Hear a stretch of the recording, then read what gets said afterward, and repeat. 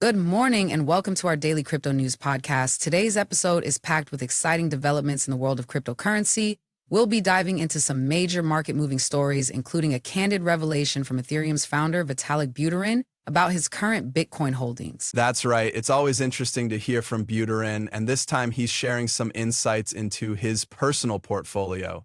According to a recent post on X, formerly Twitter, Buterin revealed that less than 10% of his assets are in Bitcoin.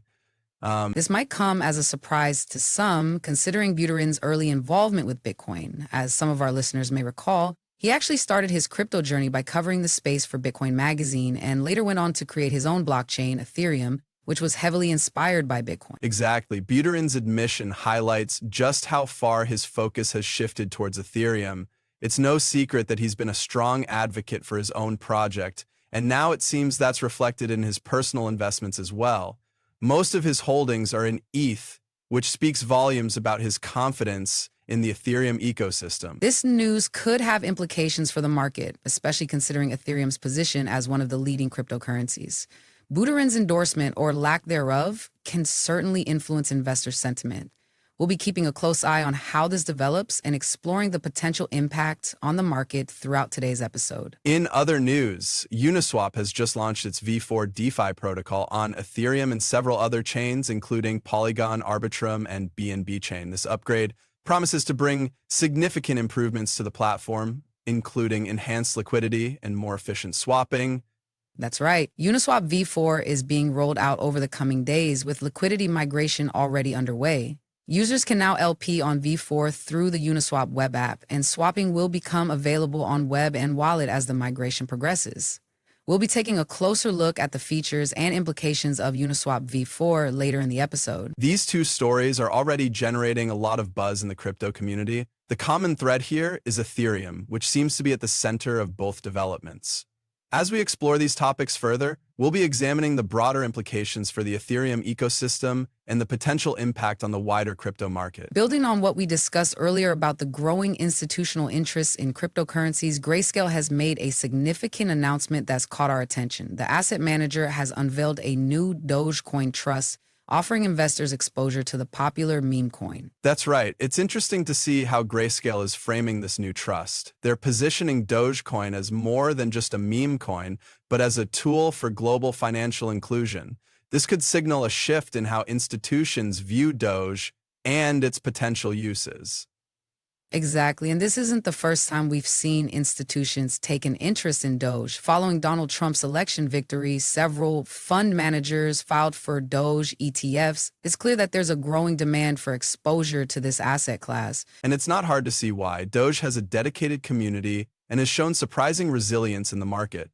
But what's also interesting is how Grayscale is marketing this trust as a way to tap into the growing trend of global financial inclusion. This could be a smart play given the increasing focus on decentralized finance and access to financial services. Speaking of decentralized finance, we have some news from the XRP ledger that's worth discussing. The clawback amendment has gone live, which enables tokens like Ripple's RLUSD stablecoin to be traded directly on the XRP ledger's decentralized exchange. That's a significant development. The clawback feature allows the issuer to reclaim coins from user wallets under certain conditions, which could be a game changer for trading on the XRP ledger. And with over 90% of validators approving the amendment, it's clear that there's broad support for this new functionality. Absolutely. This could be a major boost for Ripple's USD trading, and it's another example of how decentralized finance is evolving to meet the needs of institutional investors. As we discussed earlier, the lines between traditional finance and decentralized finance are blurring, and developments like this are likely to accelerate that trend. And it's worth noting that this is just the latest in a series of developments that are making it easier for institutions to participate in decentralized finance.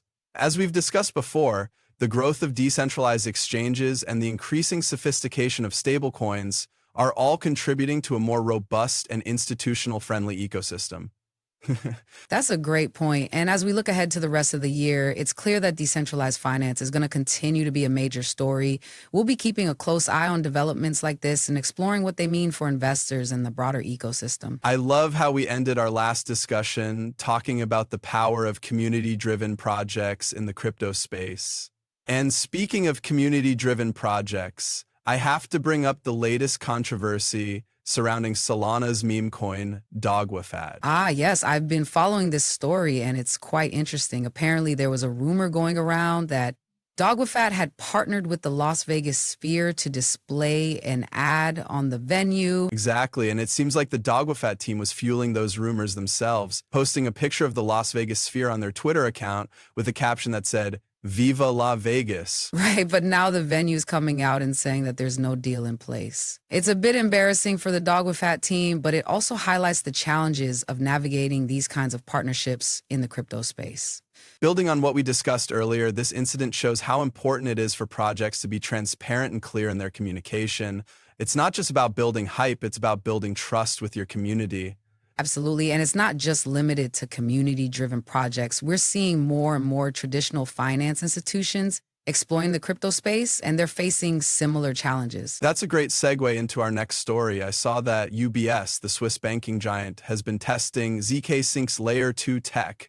What's the significance of this development? Well, UBS has been experimenting with blockchain technology for a while now, and this latest test shows that they're serious about scaling their current offerings. Specifically, they're looking to scale their Key for Gold program, which allows Swiss clients to purchase a direct claim to physical gold. That's fascinating. So, in essence, UBS is using ZK Sync's Layer 2 tech to make their gold offerings more efficient and scalable. What does this say about the state of traditional finance's interest in crypto? I think it shows that traditional finance institutions are taking a more nuanced approach to crypto. They're not just dipping their toes in the water, they're actively exploring ways to integrate blockchain technology into their existing business model. And that's a big deal. We've been talking about the institutionalization of crypto for a while now, and this development is a significant step in that direction. Exactly. And it's not just about UBS. We're seeing a broader trend of traditional finance institutions taking a more serious look at crypto. It's an exciting time, and we'll be keeping a close eye on these developments. We just finished discussing the significant impact that Web3 gaming is having on the crypto market, and it looks like Funtico is making some serious moves in this space.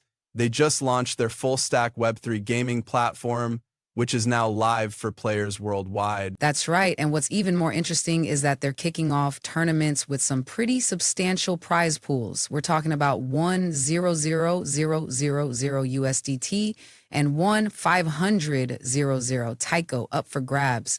This is definitely going to generate some buzz and attract some new players to the platform. Building on what we discussed earlier about the growth of Web3 gaming, it's clear that Funtico is positioning itself as a major player in this space. Their platform is built on the Avalanche network, and users can deposit Tyco directly into their Funtico accounts, which are secured and insured by BitGo. Speaking of major players, let's take a look at the latest performance update from CoinDesk. Their index is inching higher, and we're seeing some notable gains from certain assets. Chainlink, for example, is up 4.6%, while Ethereum is up 3.2%. Those are some impressive gains, especially considering the overall market conditions.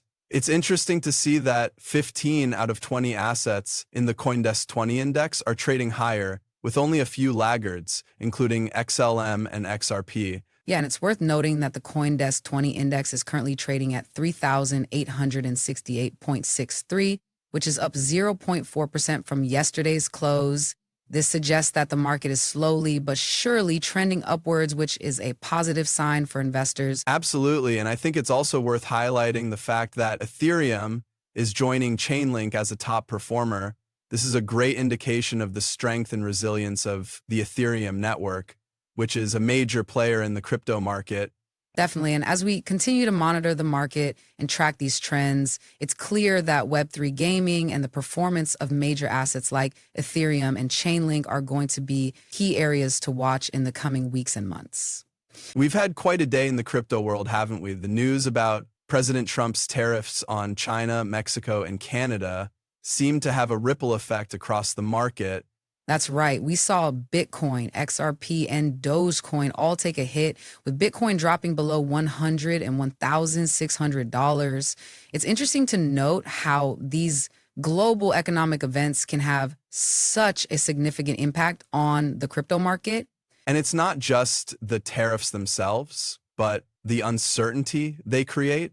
Investors are always looking for stability, And when there's uncertainty, they tend to get nervous. Exactly. But on the other hand, we did see some positive news in the stablecoin market. The market capitalization of stablecoins just hit a record high of over $200 billion. That's a huge milestone, and it's even more impressive when you consider that stablecoins have grown by almost $40 billion since President Trump won the US election. What's interesting about this growth is that it's being seen as a positive signal for the wider crypto market. It suggests that investors are still interested in crypto, even if they're not necessarily buying into the more volatile assets like Bitcoin. That's a great point, and it's worth noting that stablecoins are often used as a hedge against market volatility. So the fact that the stablecoin market is growing could be a sign that investors are preparing for a potential upswing in crypto prices. Exactly. And if we look back at our discussion earlier today, we talked about how the tariffs could potentially lead to a global economic slowdown. But if investors are piling into stable coins, that could be a sign that they're expecting the crypto market to decouple from the traditional markets. That's a fascinating possibility, and it's something we'll definitely be keeping an eye on in the coming days and weeks. So, what are the key takeaways from today's news? Well, first and foremost, the tariffs are clearly having an impact on the crypto market. But at the same time, the growth of the stablecoin market suggests that investors are still bullish on crypto. And looking ahead to next week, we'll be watching to see how the market reacts to the tariffs.